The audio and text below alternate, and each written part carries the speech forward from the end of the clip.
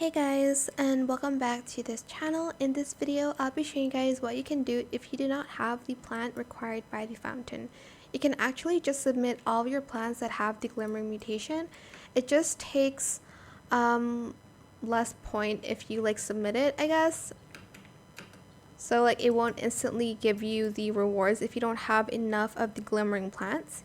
Here I'm just going to make a wish and offer all plants, and hopefully it's enough.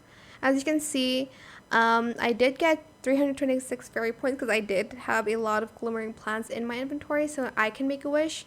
But if you're already on the higher level, it is harder to up those points to fill up the fountain power.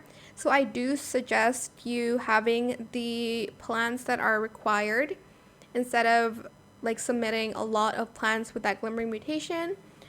But yeah, that is it for this video. I hope it was helpful for you guys. Don't forget to like, comment, share, and also subscribe to this channel if you haven't done that already. If you have any more questions about this video, just leave it in the comment section down below. I'll try my best to answer them all for you guys. And if you found this video helpful, please click the thanks button as well. That is it. Thank you so much for watching. Bye.